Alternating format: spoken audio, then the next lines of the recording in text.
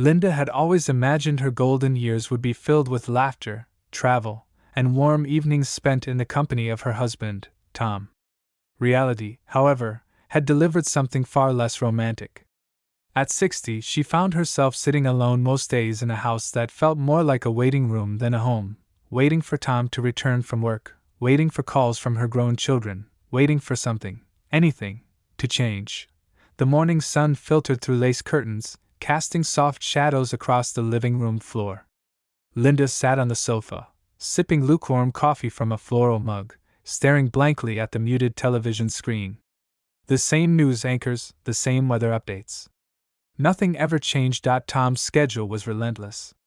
As a senior partner at a law firm, he left early, came home late, and when he was present, his mind was elsewhere, in case files, deadlines, or emails that couldn't wait.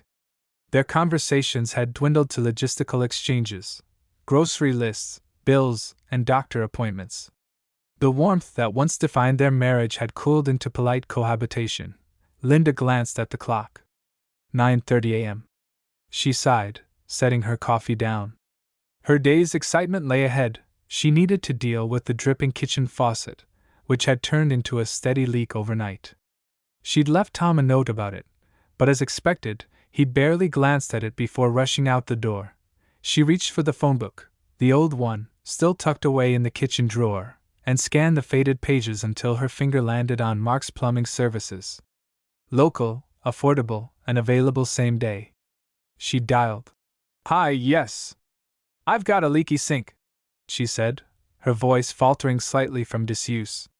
"Could someone come by today?" A friendly voice on the other end assured her a plumber would arrive within the hour. Linda thanked him and hung up, suddenly aware of the silence in the house. She straightened up, glancing around at the cluttered counter, the dust on the windowsill.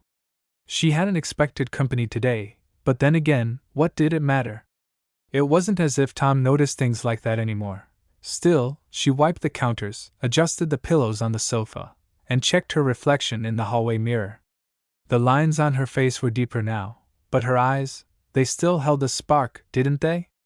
She smoothed down her blouse, more out of habit than vanity, and returned to the living room. As she sat, the sound of the leaky faucet echoed faintly from the kitchen, a rhythmic drip, drip, drip that somehow seemed louder in the stillness.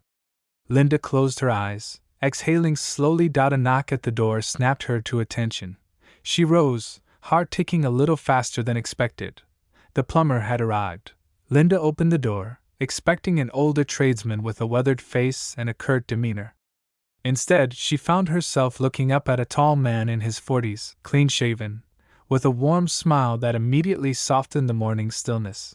"Good morning, ma'am. I'm Mark. Here for the sink?"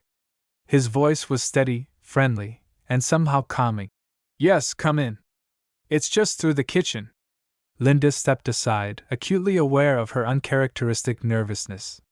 She wasn't used to visitors, especially ones who radiated such easy charm. As Mark entered, he glanced around with an appreciative eye. "Nice place you've got here. Feels homey." Linda chuckled lightly. "That's one way to describe it. Mostly, it's just quiet." She led him to the kitchen, where the faucet's steady drip greeted them like an unwelcome guest.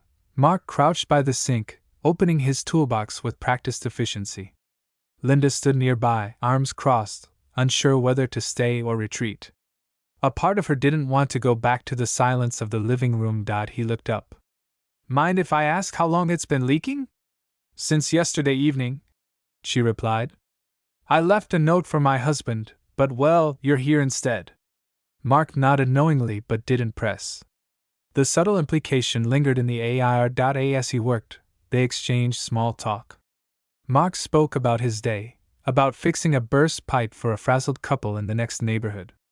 Linda found herself laughing at his stories, the sound foreign yet welcome in her own kitchen. "You know," he said, tightening a valve, "most people don't realize how much water gets wasted from a small leak like this. Adds up fast." Linda smiled. "Seems like everything small adds up over time."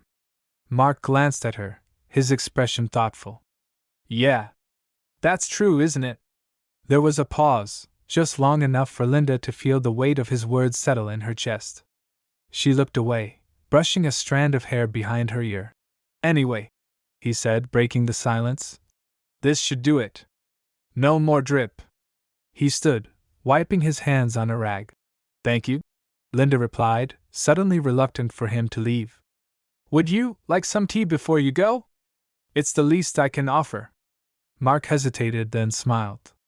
"Sure. That'd be nice." They moved to the living room, the sofa familiar yet suddenly foreign in this new context. As Linda poured tea, her hands trembled slightly, the clinking of the spoon against the cup louder than it should have been. They sat, the space between them filled with polite conversation and something unspoken. Linda wasn't sure when it happened, but the air had shifted, heavier, expectant. She laughed at something Mark said, shifting in her seat, and for a moment, their knees brushed. Neither moved. Outside, the sun had shifted. Inside, so had something else.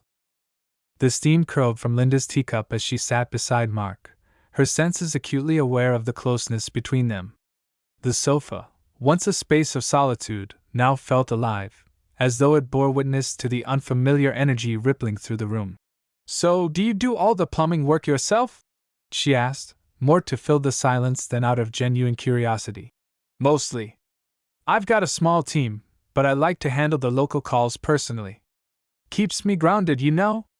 Mark sipped his tea, his gaze lingering on her a moment longer than necessary. Linda nodded, though her thoughts had drifted elsewhere, to Tom's empty chair across the room, to the forgotten anniversary cards in the drawer, to the long, quiet evenings spent wondering if she had become invisible. A sharp creak sounded beneath them. Linda shifted slightly, startled. "Oh, this old sofa," she laughed nervously. "It's been here longer than I have." Mark chuckled, adjusting his position. "Well, it's still holding up. Barely." Another creak, louder this time, echoed as Linda leaned forward to place her cup on the table. Suddenly, the sofa gave a sharp jolt. Without warning, the cushion beneath her collapsed inward with a thud, throwing her off balance. Startled, she let out a gasp, flailing to steady herself. In reflex, Mark reached out, his hand catching her arm. The sudden contact froze them both. For a moment, there was no sound, just the rapid thudding of Linda's heart and the distant ticking of the wall clock. I'm sorry," she said, her voice breathless. "This sofa's a hazard." Mark's hand remained on her arm a moment longer before he slowly released it, his expression unreadable. "You okay?" he asked, his tone soft. "Yes, just startled." She tried to compose herself, but the warmth of his touch lingered. Her cheeks flushed, though she wasn't sure whether it was from embarrassment or something else entirely.